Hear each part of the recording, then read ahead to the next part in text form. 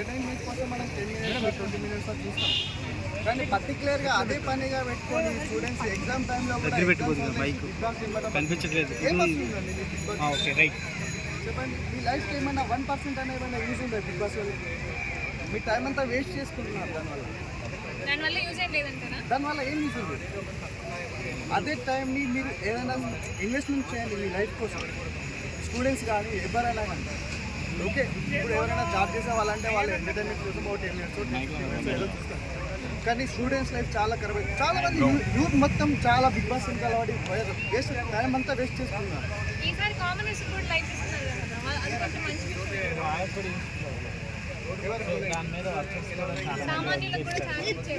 Okay, big boss లో ఎంతమంది సామాన్యులు ఉంటారు? 5 మంది. కానీ ఆ షోని చూస్తూ ఎంతమంది లైఫ్ స్టైల్ లిస్ట్ అవుతుంది? ఓకే, ఇప్పుడు ఒక షో చూస్తున్నారంటే ఒక సింగర్, ఒక డ్యాన్సరు, వాళ్ళు దానిపైన ఇన్వెస్ట్మెంట్ చేస్తే వాళ్ళకి ఏదో లైఫ్ ఉంటుంది. వీళ్ళకేం లైఫ్ ఉంటుంది? ఇప్పుడు కామన్ అన్ని సెలబ్రిటీ చేస్తున్నారు కదా, చూడట్లేదు మీరు.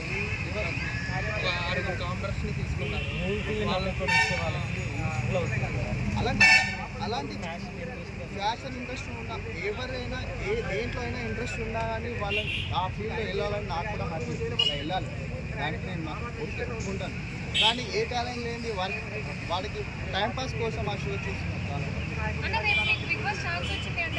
నేను బస్సు లేదు, ఎందుకంటే వాడు పిలిచి మరి ₹1 కోటి ఇస్తానని కూడా. ఎందుకంటే జస్ట్ 105 డేస్లో బిగ్ బాస్లో ఉంటారు వాళ్ళు. నేను మమ్మీ మిస్ అవుతున్నా, నేను నాన్న మిస్ అవుతున్నా, ఏదో ఫీలింగ్. ఎంతోమంది 2 ఇయర్స్ 3 ఇయర్స్ దుబాయ్ వెళ్తారు, 6 ఇయర్స్ వెళ్తారు. వాళ్ళకి ఎంత ఎమోషనల్ ఉంటారు.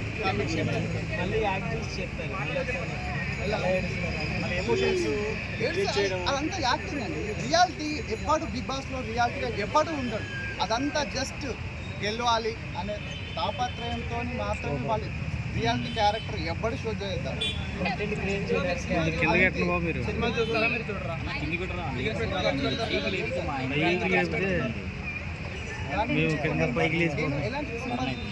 ఓకే, ఎంటర్టైన్మెంట్ అంటే నవ్వించడానికి కొన్ని సినిమాలు ఉంటాయి. ఇప్పుడు లిటిల్ హార్ట్ అంటే ప్రశాంతంగా మన వర్క్ ప్రెషర్లో కొంచెం హ్యాపీనెస్, అంటే అన్ని ప్రెషర్స్ పోయి నవ్వుకోవడానికి ఒక 2 అవర్స్ 3 అవర్స్ స్పెండ్ చేస్తాం. వెళ్ళి హ్యాపీగా నవ్వుకుంటాం. ఇంకో మూవీ వెళ్తాం.